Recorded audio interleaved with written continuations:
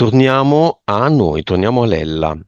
Causa esoterica del vedere il codice a barre. A risveglio del mattino per parecchio tempo vede una forma di codice a barre. Mm.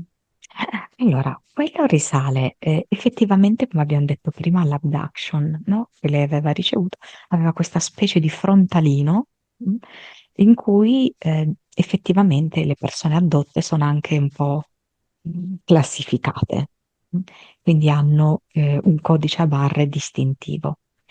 Però mm, io in realtà lo vedo come se ognuno di noi ce l'avesse. Cioè, attraverso l'abduction, lei è stata resa proprio Visibile. chiara e visibile, però in realtà è come se ognuno di noi ce l'avesse. Perché non so, ognuno di noi in realtà è come se fosse non so, un oggetto, una materia, una... Ha un valore. Sì, esatto. Sì. Quanto vale Lella? Passiamola in cassa. Adesso è Mm. diminuito il suo valore. Ehm, Lei ha fatto, come dire, dal punto di vista del cassiere, del grande cassiere, diciamo così, no? certo. Io Non è che quanto stiamo parlando valgo del per valore. il cassiere? Quanto valgo? Bip. Allora, viene un 10, però non so in che monete sia, in che Eh. cosa, no? 10. Un inconsapevole totale, quanto vale? Ehm, allora, mi fa vedere 0,7. Mm. Quindi non capisco il valore del codice barre, cioè il codice barre mi dà Mm, un prezzo per il sistema, sì, quindi un'annullità, insomma una persona poco consapevole già è preso, già hai vale preso. poco perché Vale tanto non... poco, Ok. esatto. Uno molto pericoloso vale tanto. Um, sì, però mi fa vedere che in realtà ci sono diversi valori, cioè che non è così semplice. Cioè, Mm, mi fa vedere che adesso questo valore che ti ha mostrato, che è 10, ma non è l'unico valore, come se ci fossero vari aspetti che vengono valutati. mm, Ehm, allora, alcuni sono proprio oggettivi, tipo di età, nazionalità, mhm, cose così. Altre, come hai detto tu, di consapevolezza. Altro di posizione sociale, mhm, e anche la forza fisica, la salute, mhm. eh, La tendenza a fare... l'esposizione anche, quanto sei popolare, mm, la tendenza a fare lavori esoterici di massa, di massa. mm, come quello che abbiamo appena Allora, fatto.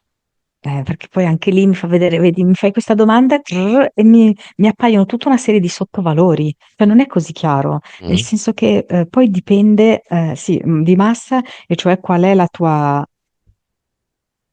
come Pericolosità. posso dire? Sì, la tua pericolosità, la tua presa, quanto tu incidi sulle persone, Mhm, mm, per quanto tempo anche mhm. riesci a lasciare il tuo messaggio in quelle persone, Per quanto esempio, nella profondamente. sessione azzurra del nostro amico Giacomo si parla di una situazione di tribunali bloccata da 4 anni. Il giorno dopo la sessione si è sbloccata per il padre. Questo comporta una certa pericolosità del nostro lavoro. Quindi il tuo codice barre, il mio codice barre, su quel piano, quanto valgono? Però mm, c'è Giacomo anche, Certo. ok? Perché in realtà me lo fa vedere come un diagramma, cioè parte da Giacomo e a grappolo sotto ci siamo io e te. Però in realtà il fautore di questo è Giacomo, non Mhm, siamo noi. mhm. Per cui in realtà è che Giacomo ci ha cercati, altrimenti mi sa che se la gestiva in un'altra maniera. Mm, mm, mm. Ehm, Quando viene attribuito il codice a barre, sì, per esempio di Lella, alla nascita, alla nascita, certo, alla tutti nascita. noi, Tutti noi, sì. è un elemento della Matrix. Sì, assolutamente. Un timbro, un marchio, sì, sì, sì. Il fatto che lei lo veda è un buon segno, insomma, con delle capacità. Sì, sì. Mm. Qualche anno fa, adesso non più tanto, andava di moda tatuarsi il codice a barre, possibilmente qui sul coppino, all'inizio della colonna vertebrale in alto. Che significato esoterico ha farsi un codice a barre? Scansionando il Oh, quale magari o non c'è nulla, o viene fuori il proprio nome e cognome, la data di nascita, i dati della mamma, del papà, o nulla, appunto.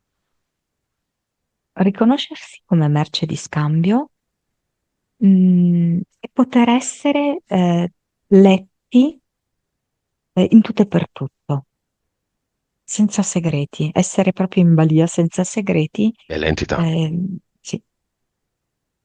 non è proprio un colpo di genio, no?